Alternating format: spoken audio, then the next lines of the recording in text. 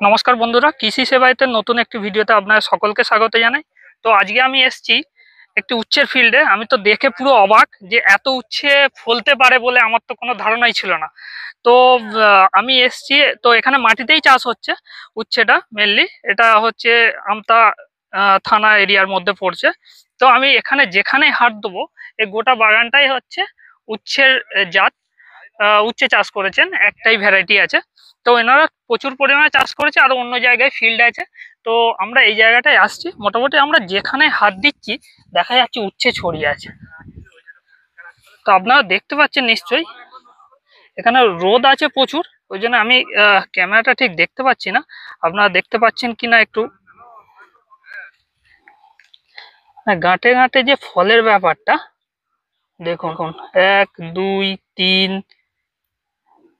এই একটা ছোট 4 5 6, আচ্ছা এই যে এখানে পড়ে আছে দেখুন 7 8 9।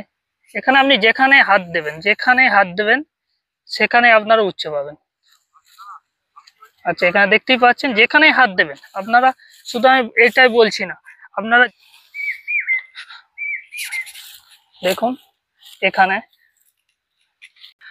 যিনি উচ্ছেটি চাষ করেছেন ওই দাদাভাইয়ের সঙ্গে কথা বলতে বলতে আমি এই উচ্ছের একটি বিশেষ গুণ সম্পর্কে জানতে পেরেছি।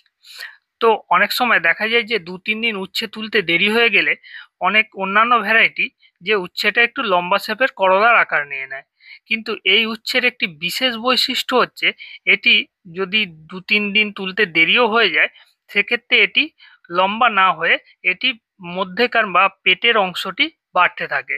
সেক্ষেত্রে এটি উচ্ছের শেপও বজায় রাখে এবং ওয়েটও বৃদ্ধি পায়।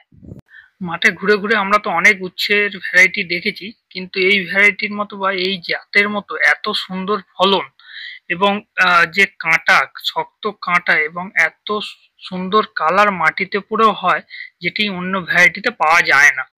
এই ভ্যারাইটিটা মাটি ও মাচাতে সমানভাবে ফলনের উপযোগী এবং এত ফলন হয় যে কি বলবো আপনাদের, আপনারা নিজের চোখে না দেখলে বিশ্বাস করতে পারবেন না।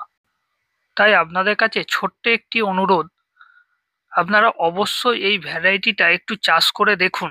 কৃষি সেবায়ত ইউটিউব চ্যানেলে যে দাদা এই চাষটি করেছেন সেই দাদার ফুল কথোপকথনের ভিডিও এবং কি জাত তিনি চাষ করেছেন এবং কতটা দানা তিনি লাগিয়েছেন তার সম্পূর্ণ ভিডিও এই চ্যানেলে আসবে। তাই চ্যানেলটিকে অবশ্যই আপনারা সাবস্ক্রাইব করে রাখবেন এবং বেল নোটিফিকেশনটি অন করে রাখবেন। সকলে ভালো থাকবেন, সুস্থ থাকবেন। ধন্যবাদ সকলকে।